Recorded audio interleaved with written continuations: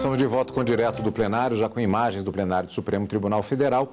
Como sempre, agora, após o retorno do intervalo, a expectativa para a segunda parte da sessão plenária da tarde desta quarta-feira. Portanto, ainda temos uma pauta a ser julgada, portanto, e é o que nós vamos acompanhar desde o pregão do primeiro processo dessa segunda parte, como sempre, ao vivo aqui na TV Justiça. Tivemos um julgamento já realizado na primeira parte da sessão e encerrado, portanto, conjunto, e agora a continuação da sessão com os outros itens desta pauta prevista para a tarde de hoje. Já o ministro Luiz Fux se aproximando também, a ministra Rosa Weber, ministro Roberto Barroso e também o ministro Edson Fachin, ocupando os respectivos lugares, ministro Alexandre de Moraes e a Procuradora-Geral da República, Raquel Dodge. E com o plenário completo, portanto, na sua composição de hoje, pelo menos, há a perspectiva para a segunda parte direto do plenário. Declaro reaberta essa sessão ordinária.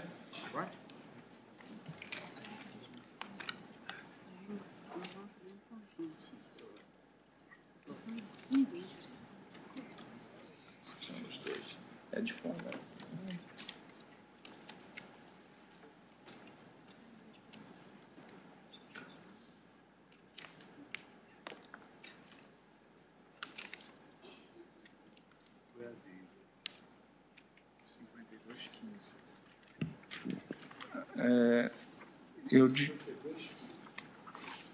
Ministra Carmen Lúcia, ministro Barroso, havíamos acertado de iniciar com os casos da relatoria de Vossa Excelência, mas foi informado pela senhora secretária de que em uma lista de relatoria do ministro Luiz Edson Fachin, uma advogada que está já em gravidez avançada pede a preferência. Então, daríamos a preferência a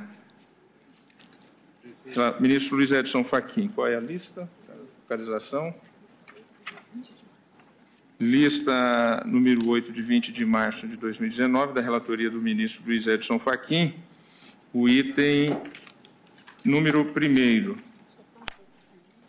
Recurso extraordinário 587.982, procedente do Rio Grande do Sul, sendo recorrente Claudete Carvalho, recorrido Estado do Rio Grande do Sul. Encontra-se inscrito para falar pelo recorrido a doutora Fernanda Figueira Toneto, procuradora do Estado do Rio Grande do Sul. Inclusive, Vossa Excelência está negando o provimento, né? É o recurso extraordinário 587982, senhor presidente. E a ilustre procuradora fala pelo recorrido. Falará pelo recorrido Estado do Rio Grande do Sul. Eu tenho, obviamente, uma proposição de deliberação que posso também trazer ao conhecimento do colegiado, e se a ilustre procuradora também permitir, sempre será, e é um prazer ouvi-la, mas eu estou a negar provimento ao recurso. De modo que esta é a proposição que, nesse recurso extraordinário, a matéria aqui, como já se explicitou, é direito constitucional financeiro e se trata do tema da conversão em requisição de pequeno valor, e trata-se de um precatório que foi expedido antes da emenda constitucional 37. Eu estou, senhor presidente e eminentes pares, se vossas excelências me permitirem adiantar, aqui explicitando a compreensão que tenho neste tema, fazendo o percurso do recurso extraordinário, que, aliás, já aguardava julgamento há algum tempo, e que Sua Excelência o Presidente faz o chamamento no dia de hoje, e no plano do que o assunto traz à colação, eu estou propondo a compreensão segundo a qual a instituição de regime transitório no artigo 86 do ADCT mostra-se decisão constituinte adequada e possível para conciliar a satisfação dos débitos de pequena monta de credores da Fazenda Pública e o planejamento da atividade financeira do Estado.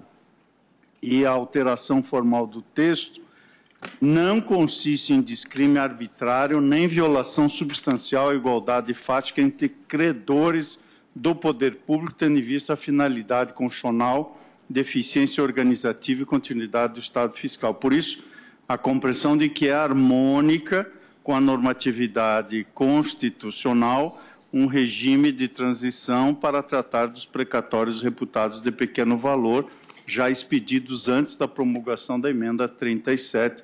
Por isso que eu estou propondo negativa de provimento.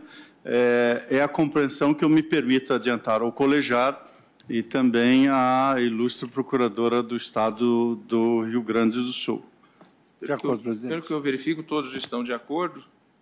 Eu registro a presença da eminente procuradora, doutora Fernanda Figueira Toneto, procuradora do Estado do Rio Grande do Sul, e proclamo que, por unanimidade, foi negado provimento ao agravo no recurso extraordinário 587.982.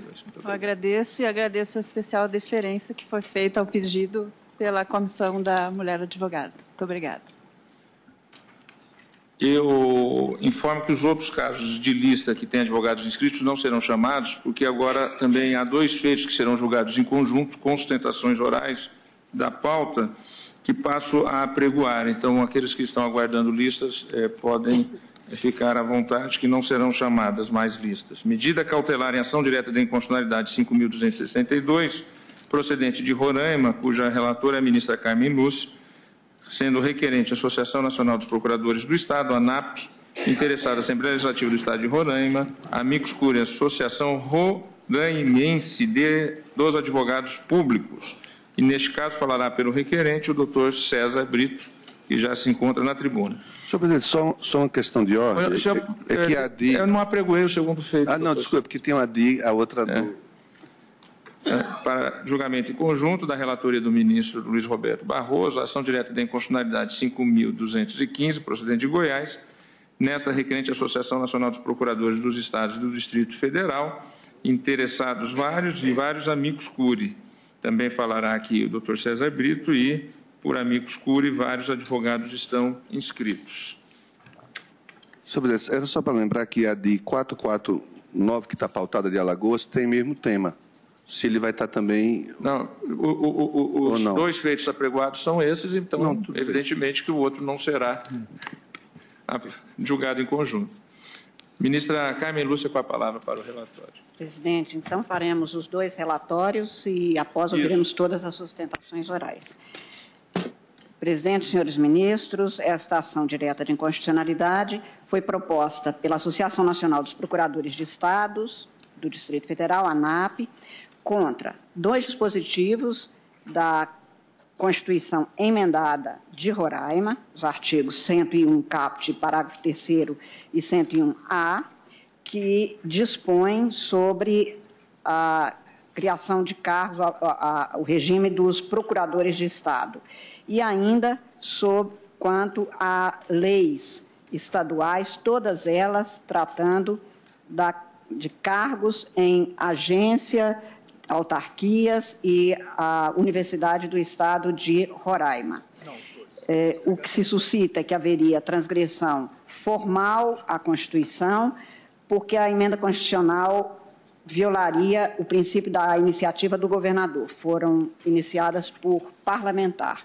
E ainda inconstitucionalidade material em face do artigo 132 da Constituição, que dispõe que as procuradorias de Estado têm a atribuição de representação judicial e consultoria da unidade federada, o que, portanto, diz respeito à administração direta e à indireta descentralizada, basicamente aqui autárquica e fundacional. E, neste sentido, é que a ANAP, então, requer sucintamente o deferimento de medida cautelar. Foram ouvidas a Advocacia Geral da União e a Procuradoria-Geral da República, ambas pelo deferimento parcial da medida postulada, admitiu o ingresso da Associação Roraimense dos Advogados Públicos, como amicus curiae, e indeferiu o pleito da Associação Brasileira dos Advogados Públicos por falha na representação processual. Este é brevemente o relatório, senhor presidente. Ministro Luiz Roberto Barroso, com a palavra. Presidente, a questão é bem próxima. Também aqui é uma ação direta de inconstitucionalidade ajuizada pela Associação Nacional dos Procuradores dos Estados e do Distrito Federal, nesse caso em face de dispositivos de uma emenda constitucional à Constituição do Estado de Goiás. Esta emenda constitucional prevê um artigo 92A que diz o seguinte: a representação judicial, a consultoria e o assessoramento jurídicos das autarquias e fundações estaduais serão exercidos por procuradores autárquicos organizados em carreira na forma da lei. Portanto, basicamente, a emenda cria um órgão e uma carreira de procuradores autárquicos. E nos outros dispositivos, a emenda transforma cargos, prevê equiparações remuneratórias, assegura direitos de paridade de proventos e pensões aos cargos transformados. Houve a impugnação pelas mesmas razões já trazidas pela ministra Carmen Lúcia, vício de iniciativa, inconstitucionalidade formal e violação ao artigo 132 da Constituição, que prevê a unicidade na representação judicial dos Estados. A Assembleia Legislativa defende a constitucionalidade da emenda e diz que a emenda não é autoexecutável e que dependerá de integração por lei, a lei pode ser vetada, e a Advocacia Geral da União manifestou-se pela procedência do pedido, a Procuradoria-Geral da República igualmente opinou pela procedência do pedido. Eu admiti como Amiticuri a Associação Goiana dos Advogados Públicos Autárquicos, os estados da Federação representados pelos procuradores subscritos na petição tal, o Estado do Rio Grande do Sul e a Associação Brasileira de Advogados Públicos. Em 6/12/2017, a requerente ANAP demonstrou que se encontrava em tramitação na Assembleia Legislativa a projeto de lei que já regulamentava essa emenda constitucional e renovou o pedido de medida cautelar que eu efetivamente deferi em 14 de dezembro de 2017, suspendendo a eficácia dos dispositivos impugnados. É o breve relatório, presidente. Agradeço. Passo a palavra ao doutor César Brito, que fala pelos requerentes, tanto na medida cautelar da ação direta 5262, quanto como requerente, pelo requerente na ação direta 5215. Senhor presidente, senhores ministros relatores, Carmen Lúcia e ministro Luiz Barroso, senhores ministros, senhora procuradora, colegas advogados, servidores da Casa, que tenho a honra de apresentar como advogado da Federação. Esse tema já veio à pauta nesta Casa por diversas vezes. Citarei apenas alguns dos precedentes: ADI 881, 4.843, 4.144, 5.107, 5.393, 145. Duas agora e uma outra o objeto idêntico, também com mesma discussão. Então, a matéria já absolutamente conhecida, que pode ser resumida no acordo paradigma de mérito autoesclarecedor da ADI 145 da lavra do ministro presidente. Diz nos debates neste processo, abro aspas, a Constituição Federal estabeleceu um modelo de exercício exclusivo pelos procuradores do Estado e do Distrito Federal de toda a atividade jurídica das unidades federadas estaduais e distrital, o que inclui as autarquias e as fundações, seja ela consultiva ou contenciosa. A previsão constitucional, também conhecida como princípio da unicidade da representação judicial e da consultoria jurídica dos Estados e do Distrito Federal, estabelece competência funcional exclusiva da Procuradoria-Geral. Repito, competência funcional exclusiva da Procuradoria do Estado. Nesse mesmo debate, se fala do artigo 69 do ato das disposições constitucionais transitórias, também apreciada por diversas vezes por esta Casa. Um dos debates mais importantes nele, que reproduz os autos, está na ADI 484, entre o ministro Marco Aurélio, ministra Carmen Lúcia, ministro César Peluso, então presidente da Casa, e o ministro Celso de Mello, que se discute exatamente a transitoriedade. Deixa-se claro, todas as vezes, que há a exclusividade da Procuradoria e a própria Constituição, ao estabelecer uma regra transitória, diz expressamente que se aplicaria nas hipóteses de resguardar o direito do passado. O ministro Marco Aurélio disse que não se pode perpetuar a transitoriedade. Se a regra clara era da exclusividade e se reconheceu um período de transitoriedade, tem que ser transitório, como no debate na ADI 484. Mas por que a exclusividade? Qual a razão do Constituinte ter levado ao patamar constitucional a exclusividade das procuradorias do Estado? É preciso sempre lembrar o que quis o Constituinte brasileiro. Nós vivíamos uma quadra triste da nossa história, uma quadra nebulosa da nossa história, que ainda se quer comemorar. Nesse período, o Estado tudo podia fazer. O Estado era senhor das coisas. O Estado podia caçar ministro do Supremo Tribunal Federal. O Estado podia restringir garantias fundamentais. E a Constituição de 88 diz, não, é preciso trazer garantias fundamentais e delegar um órgão ao Poder Judiciário e aos seus auxiliares da Justiça a tarefa de dar efetividade a esses princípios fundamentais.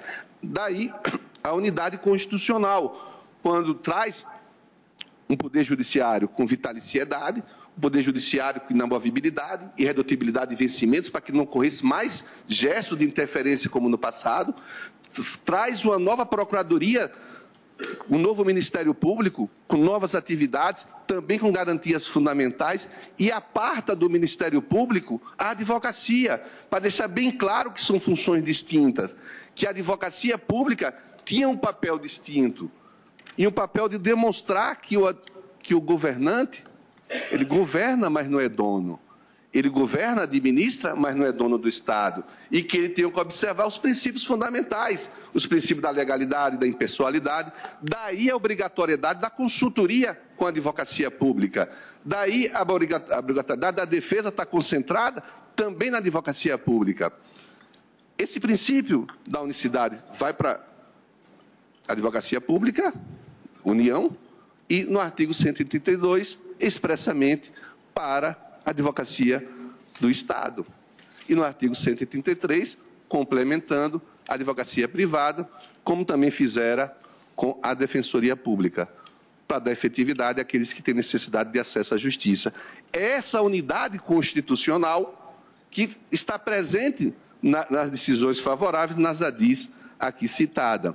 Não se pode quebrar. Mas, infelizmente, é mais fácil mudar uma lei, uma Constituição, do que a cabeça das pessoas. Alguns se sentem dono ainda do Estado. Alguns se sentem dono de querer criar procuradorias ou atos para si próprio. Daí as vedações, daí a quantidade de ações. Mesmo o Supremo Tribunal Federal reiteradamente reativando a discussão no sentido de que a competência é exclusiva, ainda assim os Estados insistem, né, com criar procuradorias inconstitucionais. No Estado de Roraima, objeto da apresentação, celebrou-se agora concurso público para o cargo sabidamente inconstitucional. Daí a necessidade e a interposição da cautelar. No que se refere à da relatoria do ministro Barroso, como bem explicitado no relatório, lei estadual tentou, mais uma vez, repristinar normas inconstitucionais. Daí porque espera-se que, de uma vez por todas, julgando-se duas ADI, referendadas-se mais de outras, esse tema seja de vez pacificado, que não possamos estar mais insistindo numa tarefa que é muito importante para a democracia, é termos uma procuradoria uniforme, de Estado e não pertencente a qualquer um dos governantes, como já se tentou, inclusive, criar cargo de gestões pessoais para substituir a tarefa da Procuradoria. E como diz um acordo aqui citado do ministro Toffoli, tanto no que se refere à consultoria, quanto no que se refere às defesas judiciais. Portanto, Excelência, pede, a exemplos das demais ações diretas de inconstitucionalidade, a procedência das mesmas, na forma requerida.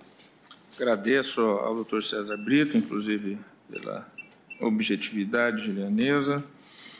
A 3, amici curiae que tem advogados inscritos, com a divisão do tempo, 10 minutos para cada advogado falar pelos amigos curiae, por cada um dos amigos curiae.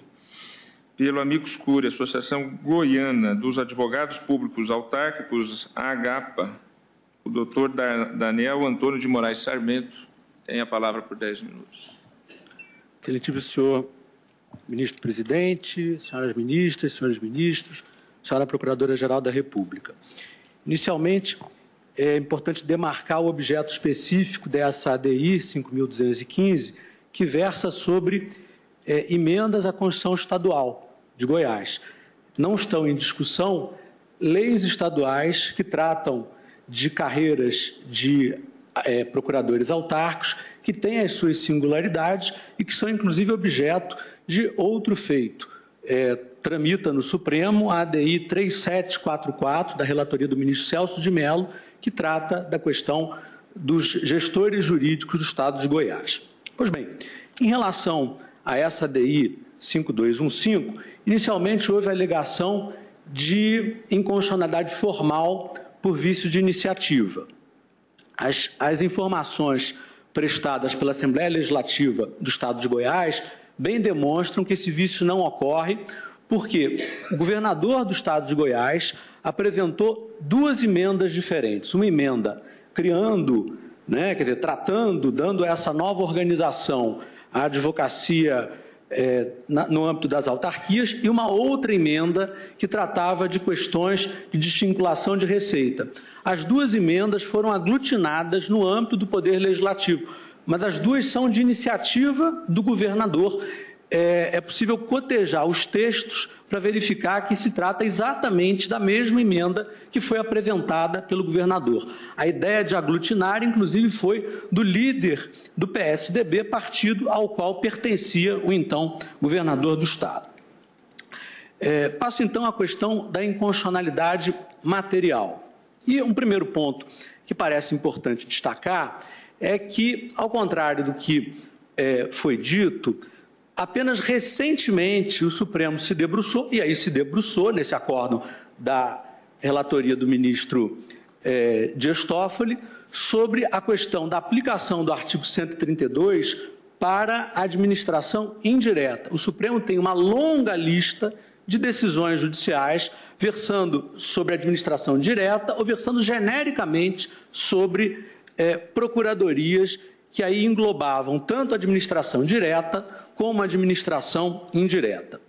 E aqui existem alguns argumentos que eu gostaria de trazer à baila. O artigo 132 fala de unidades federadas, de, representação judicial e assistência, assessoria às unidades federadas. É possível interpretar unidades federadas de duas formas. No sentido de que unidades federadas englobam os entes de direito público, União, Estados, municípios, e de que unidades federadas abarcam também a administração pública indireta. Pois bem, eu vou dar argumentos principiológicos no sentido de por que deve ser preferida a segunda exegese. O primeiro argumento principiológico tem a ver com uma certa deferência do tribunal em relação às opções do Legislativo em tema que não diz respeito a direitos básicos, em que não diz respeito a pressupostos para funcionamento da democracia. E, no caso, a deferência não é apenas ao legislador dos estados, mas ao legislador federal. O recente novo Código de Processo Civil, brilhantemente relatado pelo ministro Luiz Fux, no seu artigo 75, diz assim: são representados em juízo ativo e passivamente 1. O Estado e o Distrito Federal por seus procuradores. 4. A autarquia e a Fundação de Direito Público por quem a lei do ente federado designar. Então, houve aqui uma decisão legislativa. Mas eu acho que é um argumento que é mais importante ainda do que esse. Há um princípio básico do federalismo, que é da auto-organização dos entes federados. Esse princípio postula que, naquilo que diz respeito à própria vida do ente federado, deve servir como diretriz hermenêutica conceder-lhe espaço. E esse tribunal vem falando nos últimos tempos da importância disso, do experimentalismo democrático, de que cada Estado possa testar as suas próprias experiências, de modo que aquelas mais bem-sucedidas, eventualmente, possam ser replicadas por outros Estados. E aqui a gente tem argumentos importantes nesse sentido. Por exemplo, hoje no direito público brasileiro, especialmente no direito administrativo, fala-se muito na existência de uma administração pública pluricêntrica, em que existem centros diferentes de poder na administração indireta que devem dispor de uma ampla margem de autonomia. O caso das universidades, em que essa autonomia, inclusive, tem fundamento constitucional. Caso de agências reguladoras, a gente pode pensar, por exemplo, em órgãos ambientais que muitas vezes têm que se voltar contra os seus estados, né? Então, se esses órgãos não puderem ter o seu corpo próprio jurídico concursado, pautado por normas jurídicas, a sua autonomia pode ser muito prejudicada. Eu lembro aqui a nossa Universidade do Estado do Rio de Janeiro, que tem um corpo de procuradores muito qualificado e que teve que litigar com o Estado do Rio de Janeiro, porque simplesmente o Estado do Rio de Janeiro parou de dar qualquer tipo de recurso. Quer dizer, com essa unificação, nessa dimensão pretendida, algo dessa natureza não seria possível. Então, é uma ideia de homogeneizar quando existe uma diretriz constitucional pelo pluralismo que se fundamenta na ideia da autonomia dos entes da federação. Essa é a diretriz hermenêutica. Existe a questão de possível burla ao princípio do concurso público, né? Só que o que é importante destacar é que havia várias carreiras no estado de Goiás em que as pessoas já desempenhavam as funções de advocacia pública das autarquias. E o que houve foi uma reorganização dessas carreiras. Essas pessoas, por exemplo, o cargo de gestor jurídico, que já desempenhava essas funções, existia desde 2001. Né? Essas funções foram agrupadas numa mesma carreira e o Supremo Tribunal Federal tem extensa jurisprudência dizendo que isso é possível. Quando são as mesmas atribuições, quando são as mesmas exigências em concurso público, que isso é possível. Né? Agora, eventualmente, se vencida essa questão, e acho que essa é uma questão muito importante, é uma argumentação com a qual o tribunal ainda não se defrontou. Se vencida essa questão, é importante destacar que durante muito tempo, muitos estados se organizaram nesses termos. Existem procuradorias autárquicas em muitos estados e que se organizaram nesses termos com base em leis. As pessoas fizeram concursos públicos, as pessoas abandonaram as suas antigas funções para desempenhar essas funções públicas. O Supremo Tribunal Federal vem sistematicamente defendendo a importância da tutela do princípio da confiança legítima. Vem dizendo que as pessoas que confiam no Estado, e existe uma presunção de constitucionalidade das leis, e esse tema era no mínimo incerto naquela época, que essas pessoas devem ter as suas expectativas, na medida do possível, protegidas. E existe um mecanismo para isso na nossa legislação processual, que é a modulação dos efeitos temporais da decisão proferida do controle de constitucionalidade. Então, caso se entenda, em primeiro lugar, que nessa ação é necessário se debruçar também sobre a situação específica e funcional dos procuradores autárquicos do Estado de Goiás, e me parece que não é o caso. E caso se entenda que a emenda constitucional ela é inválida, o que também me parece que não é o caso, à luz do princípio federativo, à luz da ideia da administração pluricêntrica. Então, pelo menos que se module essa decisão para que as pessoas que lá se encontram e que construíram a sua vida a partir dessa ideia que o Estado alimentou, para que elas ou não percam as suas funções, ou de um dia para outro passem de procuradores para assessores, né, trabalhando para procuradores, pessoas que mudaram a sua vida. Né? E aqui, além do argumento da segurança jurídica, que é um dos fundamentos importantes da modulação, a gente pode agregar também o argumento do interesse público. No estado de Goiás, por exemplo, quando os procuradores autárquicos assumiram a defesa de algumas entidades, eu destacaria aqui o DETRAN, houve um aumento significativo da arrecadação. Quer dizer, aquilo que estava prescrevendo em termos de dívida ativa, deixou de prescrever. Então, construir-se uma tese, aplicar-se essa tese indistintamente para todas as pessoas, ignorando o passado, ignorando normas jurídicas existentes, ignorando expectativas legítimas que as pessoas tinham, né, e ignorando os impactos que isso possa ter para a própria administração pública, não parece recomendável. Por isso, a AGAPA sustenta e postula que seja declarada constitucional a emenda e julgada improcedente a DIN, ou, caso assim não entenda essa Corte, que a decisão seja modulada para que as pessoas que já se encontram no exercício das suas atividades possam continuar a fazê-lo. Muito obrigado.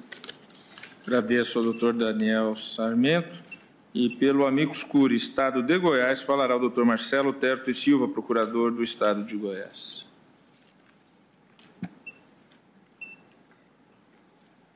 Excelentíssimo senhor presidente, ministro Dias Toffoli, excelentíssimo senhor ministro relator, nosso sempre professor Luiz Roberto Barroso, excelentíssimos ministras e ministros deste egrégio tribunal, desta egrégia Corte Suprema do Brasil. Bom, fui designado pelo Estado de Goiás, na verdade, não para cansá-los com uma matéria já conhecida de longa data por esta egrégia Corte Suprema. Na verdade, o propósito da presença do Estado de Goiás nesta tribuna é dar um testemunho dos avanços que a Organização da Advocacia Pública no Estado de Goiás vem testemunhando nos últimos anos. Em função de quê, excelências? Em função, justamente, da aplicação dos precedentes deste egrégio Supremo Tribunal Federal. O que se prega desta tribuna, excelências, é o respeito à autoridade das decisões, dos precedentes do Supremo Tribunal Federal. Esta Corte, excelências, desde 1993, enfrenta discussões a respeito da usurpação das competências dos procuradores dos estados e do Distrito Federal. Num primeiro momento, na ADI 881, se as competências dos procuradores dos estados poderiam ser atribuídas a servidores comissionados. Isso foi suplantado de pronto por este egrégio Supremo Tribunal Federal. Em seguida, se chegou o momento de discutir sobre a possibilidade de descentralização dos serviços jurídicos do Estado, em especial do Estado de Goiás, e aqui falo da ADI 1679, que foi julgada em 8 de outubro de 2003, em que se enfrentou a possibilidade ou não do Estado criar uma Procuradoria da Fazenda Estadual. Esta egrégia Corte, de pronto, mais uma vez, disse que não. A vontade do constituinte originário foi sempre de estabelecer, em razão de uma série de fatores políticos, econômicos, sociais, diante da realidade com a qual se deparava em 1988, sobre a possibilidade de se organizar um serviço nos estados que não permitisse a desorganização, a desestruturação, o descompasso na orientação normativa de um mesmo ordenamento jurídico, em que se poderia ter, num determinado órgão ou numa determinada entidade da administração indireta, sobre, por exemplo, o regime jurídico único dos servidores do Estado, interpretações divergentes e dissonantes. Uma concorrência pouco saudável e que só gera incerteza, insegurança e, de certo modo, perda de credibilidade da unidade federada. Posteriormente, em 2012, excelências, esta Corte, na DI 484 do Paraná, enfrentou mais um ponto relativo a essa discussão da unicidade das competências, das atribuições constitucionais dos procuradores em torno da organização da sua carreira através da instalação das respectivas procuradorias gerais. E ali, sob relatoria da eminente ministra Carmen Lúcia, esta Corte, à unanimidade, decidiu que a regra de transição não poderia ser perpetuada, de modo a se admitir que se realizasse concurso para provimento de cargos vagos oriundos justamente da regra de transição prevista no artigo 69. Então, por mais que a tese apresentada pelos demais amicus curiae seja bem estruturada, bem argumentada, a realidade impõe outras conclusões. E falo isso com um nível de certeza e com muita segurança, porque o Estado de Goiás evoluiu e agora, no mês de janeiro, aprovou uma nova reforma administrativa através da promulgação da Lei 20.417 de 2019, em que se deixou muito claro que, dentre as competências da Procuradoria-Geral do Estado, está, como quis o Constituinte originário, a representação judicial da unidade federada, a consultoria jurídica da unidade federada. Inclusive, diz o dispositivo, artigo 7º, inciso 1º, a linha C, inclusive a administração direta e indireta. O que se disse da tribuna aqui, excelências, não condiz com a realidade do Estado. O Estado caminha para a total constitucionalização da organização dos seus serviços jurídicos. A Procuradoria-Geral do Estado de Goiás, ela já está instalada hoje na Universidade Estadual de Goiás, na Agência Goiana de Infraestrutura, no DETRAN, no IPASGO, na Agência Brasil Central, na Agrodefesa, na JUSEG, caminhando para a constitucionalização completa da organização desse serviço. Quais as vantagens? As vantagens são muitas, excelência.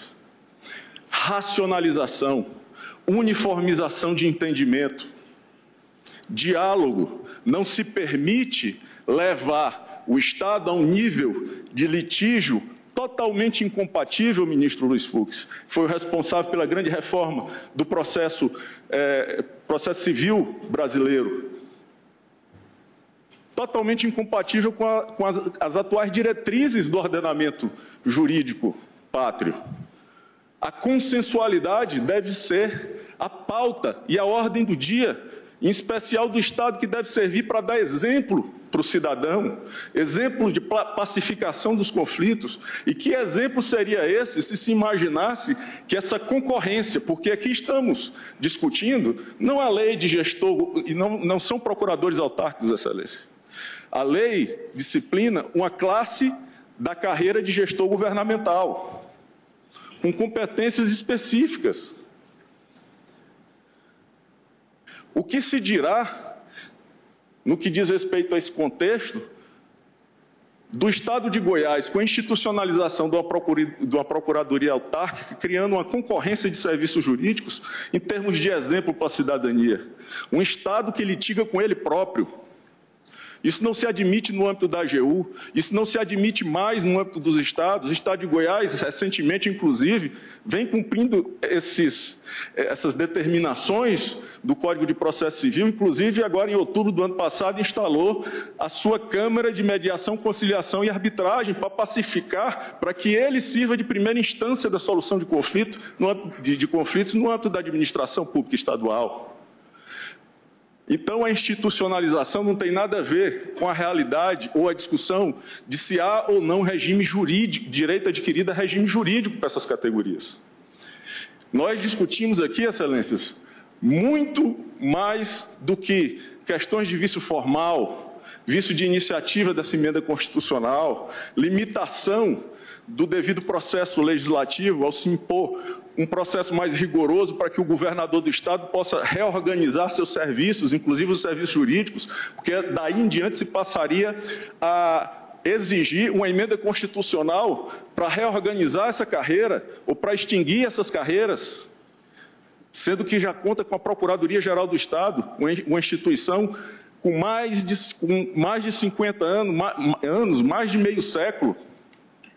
Isso não seria razoável e não é coerente com os precedentes desta Corte. Esta Corte, por diversas ocasiões, como foi dito antes de nós, já enfrentou a questão da estrutura da norma que diz respeito à organização do serviço jurídico dos Estados. O artigo 132 da Constituição Federal dita a regra. O artigo 69 dita a exceção, que não pode ser convertida em regra, como se pretende aqui, criando uma procuradoria autárquica, com ascensão funcional de diversos outros servidores, desrespeitando, inclusive, a regra do concurso público. Fizeram concurso público, mas por uma função e por um cargo específico. Essas ambições, elas não podem estar acima da coerência, da transparência e do compromisso que o Estado tem com as diretrizes da Constituição da República Federativa do Brasil. Portanto, Excelências, ao cuidar aqui desta tribuna de precedentes, nós, abstraindo e universalizando todas as razões enfrentadas por este egrégio Supremo Tribunal Federal, temos que admitir que os precedentes servem sim de parâmetro para julgar casos idênticos e análogos como este. E é por isso, excelentíssimo senhor presidente, que o Estado reitera e se assoma ao pedido de procedência da DI 5215. Muito obrigado. Agradeço ao doutor Marcelo Terti Silva.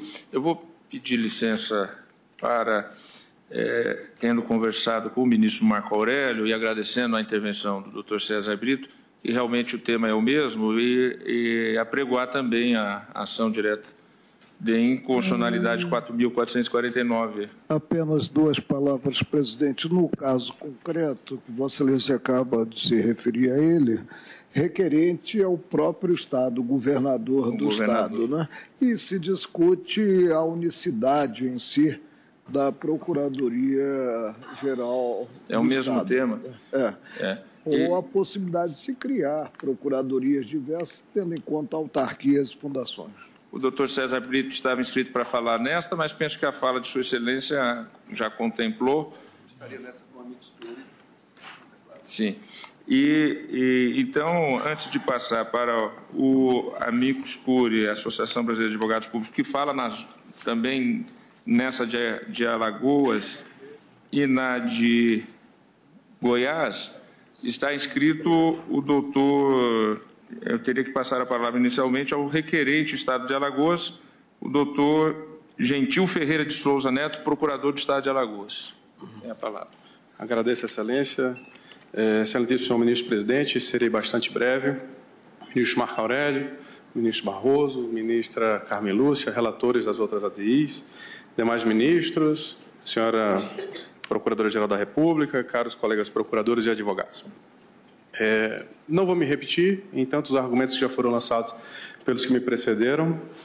O STF, ele de fato já teve a oportunidade de analisar diversos casos semelhantes a esse que ora está sob análise dos senhores, inclusive um deles muito recente, da relatoria do ministro Fux, a ADI 4133, que foi julgada em dezembro do ano passado, com publicação de acórdão em trânsito julgado agora em fevereiro. Trata-se, então, nesse caso, especificamente da ADI 4449 do Estado de Alagoas, de uma ação ajuizada pelo governador em face da Emenda Constitucional 37 de 2010. Trata-se de uma emenda constitucional estadual de iniciativa parlamentar que promoveu alterações no artigo 152 da Constituição Estadual, que eu tive o cuidado de colocar nos memoriais o antes e o depois. Como ficou essa alteração, então, promovida pela iniciativa parlamentar.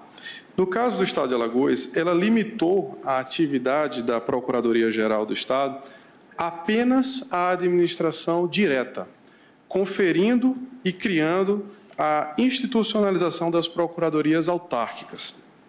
Ela equiparou ao cargo de procurador de Estado, inclusive vencimentalmente. Portanto, senhores ministros, essa ADI, ela demonstra com certa clareza que a emenda constitucional estadual padece de diversos vícios. Formalmente, poderíamos enumerar a iniciativa parlamentar, que foi dito da tribuna que, até no caso de Goiás, essa emenda teria sido feita por um deputado do mesmo partido do governador. Enfim, isso é completamente desnecessário. O parlamentar que deu a iniciativa a esse projeto poderia ter sido até irmão, filho, pai do governador, mas enquanto autoridade, ele é uma pessoa à parte. E a iniciativa para esse tipo de projetos, conforme muito bem delineado no artigo 61, parágrafo 1º, inciso A e C, alíneas A e C, no artigo 84, inciso 6º, a linha A, é de iniciativa privativa do governador do Estado e ninguém mais poderá substituí-lo nesse mistério. Fazê-lo por meio de emenda à Constituição no Estado é desvirtuar todo o sistema criado pela própria Constituição Federal.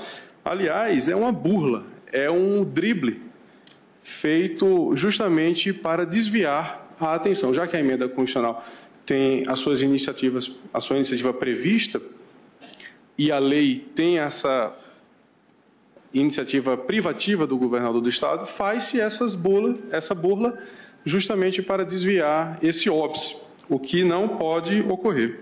Isso, inclusive, afrontaria a separação dos poderes.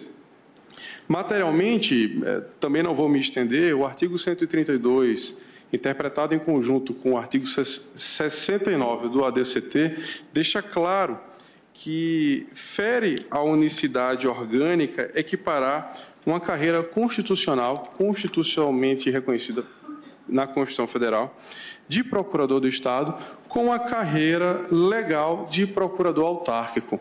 Inclusive, ministro Fux, na ADI, que foi julgada recentemente, o senhor fez um esclarecimento muito pertinente com relação ao assunto, e outros ministros também em outras ADI já fizeram esse mesmo esclarecimento, de que, por que fazer essa permissão ao Estado de manter, não é criar, não é equipar, é simplesmente manter as procuradoras autárquicas onde houver, por meio de um dispositivo na ação, no ato das disposições constitucionais transitórias. A transitoriedade está muito clara nesse sentido. Faz importante mencionar também, excelências, que essa equiparação se deu em termos remuneratórios. Então, há aumento de gasto, né? Reiterando, iniciativa parlamentar jamais pode superar e criar empecilhos na própria organização da administração pública e aumentar remuneração por essa via. Então, essa precariedade da administração indireta, algo que ainda não foi dito aqui, é preciso salientar. As autarquias, as fundações públicas, assim como são criadas por leis, também por elas poderá ser extinto, criando uma manifesta ociosidade desse quadro que, porventura, venha a ser mantido. O Sistema Único da Advocacia Pública, portanto, ele foi malferido por meio dessa emenda constitucional estadual.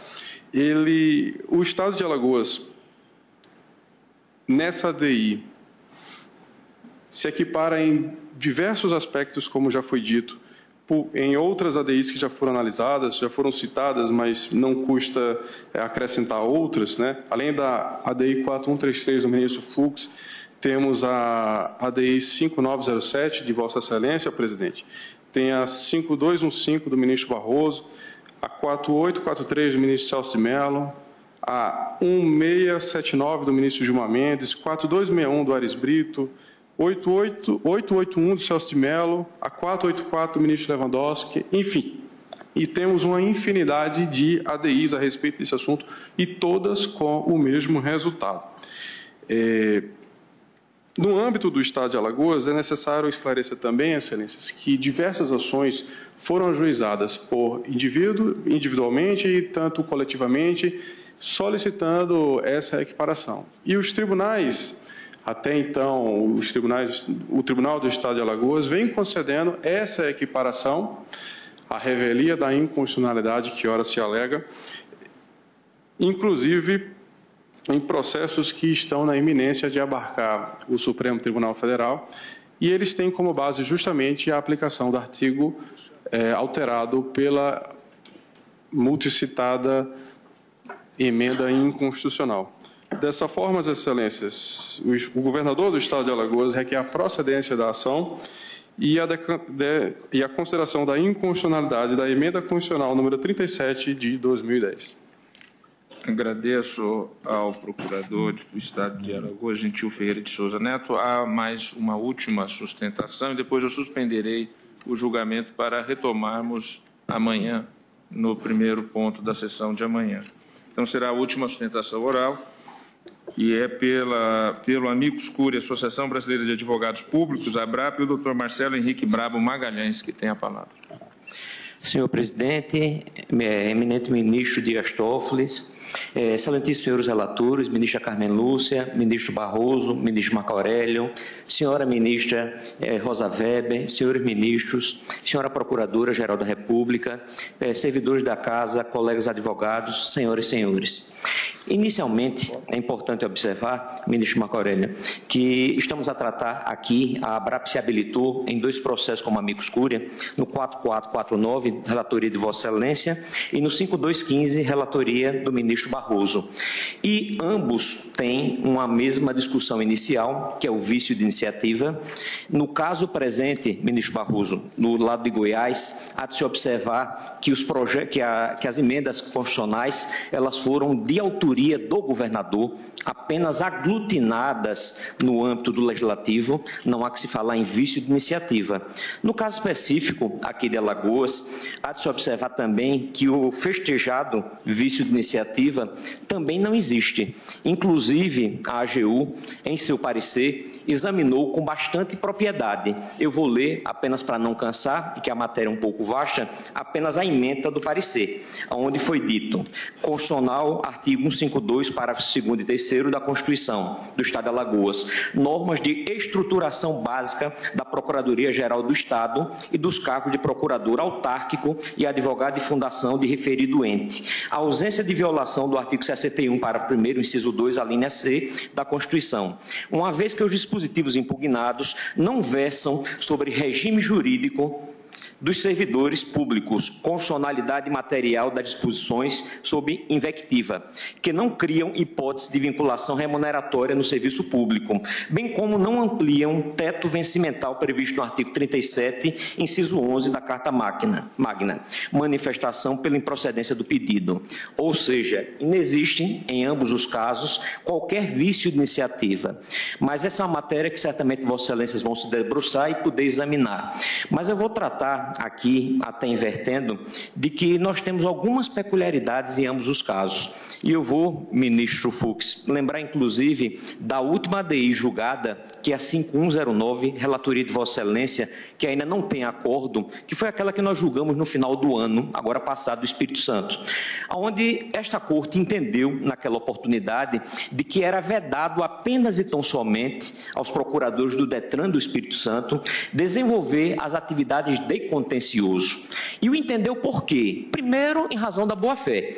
Todos fizeram concurso público, existe inclusive demonstração, como existe nos casos aqui também analisados, de que todos eles poderiam inclusive estar inseridos e aí tratados pela DCT, o artigo 69 da DCT, até porque a maioria foi provido, ministro Fachin, anteriormente existem provimentos, pessoas com 30, 40 anos no exercício do cargo, que ainda não estão aposentadas e outras já aposentadas. Existe também uma outra peculiaridade: o Estado sempre desenvolveu, em todos os casos, tanto em Alagoas como em Goiás, o mesmo disciplinamento. Sempre houve a defesa das autarquias, utilizando do decreto 200 de 67, que no artigo 4º e no artigo 5º dizia categoricamente que criava as autarquias, as fundações públicas e dava as mesmas autonomia. O Estado sempre desenvolveu, observando que se tratava de administração indireta, a defesa diretamente através dos seus órgãos próprios. E a concentração, ministro ministro presidente, através de um órgão próprio, Procuradoria de Estado, ela pode até ser, de um certo lado, como foi me dito no meu antecessor aqui na tribuna, benéfica, mas de um outro lado ela pode ser maléfica, porque, vez ou outra, existe sim discussões entre autarquias e a própria administração pública representada pelo governo do Estado. E eu vou mais além, eu trago à tônica aqui um dispositivo constitucional que ele me traz uma certa perplexidade e falta de resposta diante da interpretação dada ao artigo 132, que é o artigo, ministro Barroso, 207 da Constituição Federal, que trata justamente das universidades. E esse artigo 207, ele diz com todas as letras que as universidades, elas dispõem de autonomia. E quando se trata de autonomia, é dito com todas as letras, ministro Alexandre, que essa autonomia ela é plena. Ela é autonomia financeira, administrativa, gerencial, inclusive na parte de todas elas terem corpo jurídico e fazerem a defesa do Estado. O Estado, especificamente do Rio de Janeiro, a UERJ, chegou a vir a esse Supremo Tribunal Federal em contra o governo do Estado porque não repassava as verbas que lhe eram devidas. Como os senhores sabem, aqueles que são provenientes do Rio de Janeiro, houve inclusive paralisação total das atividades. Se não existisse a Procuradoria autárquica lá da UERJ, certamente essa situação não teria sido resolvida. Então, temos sim que tentar harmonizar o artigo 132 com o disposto no artigo 207, porque grande parte dessas autarquias são sim universidades. Em Alagoas nós temos uma, que é a UNEAL. Outra coisa importante também, e esse Supremo talvez já tenha encaminhado para uma solução. Quando da ADI 825 do Amapá, esse Supremo disse naquela oportunidade, com todas as letras, exceptuou ali a parte do contencioso das Assembleias Legislativas, justamente nessa interpretação, porque o plexo de competências diz respeito diretamente às procuradorias das Assembleias, não pode ser estendido ao interesse direto do Estado, por vezes conflitante, sem dúvida alguma. Mas eu trouxe algumas situações, inclusive trazendo aqui menções em votos do ministro Lewandowski, ministro Gilmar Mendes, do ministro Carlos Aires, ministro Teori, quando aqui teve grande passagem nessa casa, dando a interpretação do artigo 132, principalmente em situações oriundas de São Paulo. Inicialmente no sentido de que o termo do artigo 132 era gênero, não era espécie, abarcava todos os procuradores. E posteriormente reconhecendo, notadamente no caso de São Paulo, a existência das procuradorias e dos procuradores. E que no caso específico, ministro Toffoli, de vossa relatoria, a ADI 145, naquela oportunidade que foi julgada, salvo engano, no dia 20 de junho do ano passado, não existia amicus curiae nela. Então ninguém pôde trazer à corte uma contribuição ou uma discussão, ou pelo menos tentar trazer para a corte, ministra Carmen Lúcia, algumas reflexões. Vossa Excelência foi relatora, talvez, do primeiro desses processos, mas que tratava de um ponto específico, que foi a ADI 484 do Paraná, mas que não entrou neste mérito de existência de Procuradoria de Estado, de Procuradoria autárquica, da compatibilidade do exercício de ambas, da possibilidade de conciliar os interesses de ambas, da própria situação do Estado ter sido concebido como administração direta e indireta, inclusive com no próprio dispositivo legal, artigo 4º e artigo 5º do decreto 200 de 67, cuja recepção pela Constituição, eu fico, inclusive, entusiasmado de dizer que houve, e eu digo desta forma, ministro Marco Aurélio, até porque nós temos duas normas recentíssimas que, se esta casa entender em manter o entendimento outrora agraçado, vai ter que ver como vai interpretar ambas. A primeira delas é a que consta especificamente no artigo 85 da Constituição, e o que trata o parágrafo 19 do artigo 85, e que trata dos honorários advocatícios, e que diz que os honorários são devidos ao advogado público, ou seja, ao gênero, não à espécie, não diz que é devido aos procuradores de Estado.